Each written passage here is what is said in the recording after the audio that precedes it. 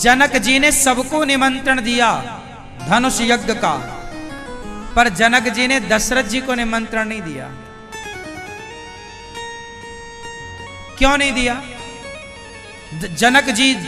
जनक जी ने सारे राजाओं को बुलाया सीता स्वयंवर में, पर जनक जी ने अयोध्या में निमंत्रण नहीं भिजवाया। अब क्यों? इसके पीछे भी एक कथा है। क्या कथा है? इसके पीछे कथा है कि एक बार जनकपुर में जनक जी एक बगीचे में बैठे थे। एक साधु आए तो साधु ने कहा, जनक जी बड़ी भूख लगी है, कुछ खाने को दो। उस समय जनक जी नृत्य सुन रहे थे। वहां कोई नाच गाना चल रहा होगा, संगीत का प्रोग्राम रहा होगा, तो संत की आवाज जनक जी के कान तक नहीं आई। तो संत जी ने श्राप दे दिया, जनक जिस बगीचे में तुम बैठकर आनंद ले रहे हो वो बगीचा सूख जाए, मैं श्राप देता हूं। तुरंत वो बगीचा सूख गया श्राप से। अब जनक जी की नजर संत पर पड़ी, क्षमा मांगी, महाराज अपराध क्षमा करिए, पर यह बगीचा बहुत अच्छा है, यह बगीचा को आप हरा भरा कर दीजिए। तो संत जी ने कहा कि कोई पतिव्रता नारी यदि इस कुएं का पानी निकालकर कच्चे सूत की रस्सी बनाए, कच्चे घड़े में पानी भरे कुएं का, और फिर इस बगीचे की सिंचाई करेगी तो यह बगीचा हरा भरा हो जाएगा। कच्चा सूत जानते हैं, कच्चा धागा,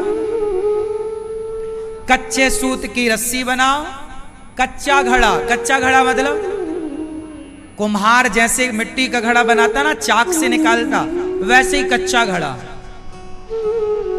जो पका ना हो। अब कच्चा माटी का घड़ा तो माटी जैसे ही पानी में जाएगा वो टूट जाएगा, फूट जाएगा। अब लो, अब अब जनक जी ने कहा, भाई जो पतिव्रता नारी है वो आगे आए। अब सारी नारियां थी तो पतिव्रता बहुत सारी, पर सब संकोच में कि यदि टूट गई तो हमारी बड़ी हंसी हो जाएगी। इस चक्कर में पूरे जनकपुर में कोई आगे ना आया। तब जनक जी ने संदेशा पहुंचाया अयोध्या में।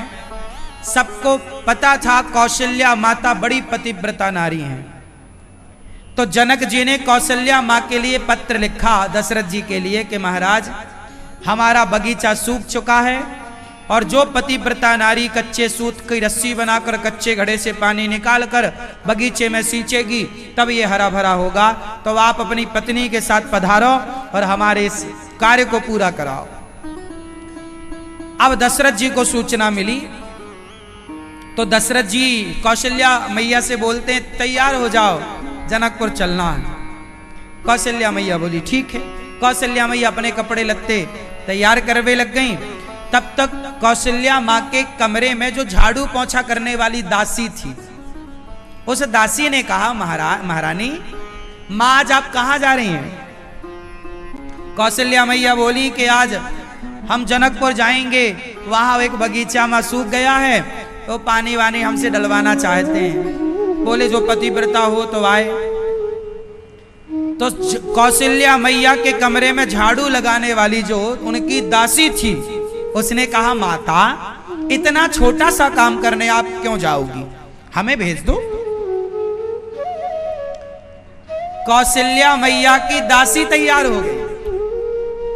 दशरथ जी ने कहा, अच्छा आप जाओ तो जाओ। रथ तैयार किया, कुछ सेना की टुकड़ी दशरथ जी ने भेजी, और वो कौशल्या मैया की दासी रथ पर बैठ के चली और जनकपुर पहुंची।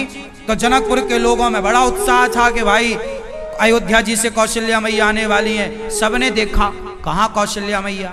तो रथ से उतरी वो दासी। तो वो दासी भी इतनी सुंदर थी कि जनकपुर वालों को लगा, वाह जय हो कौशल्या मैया की।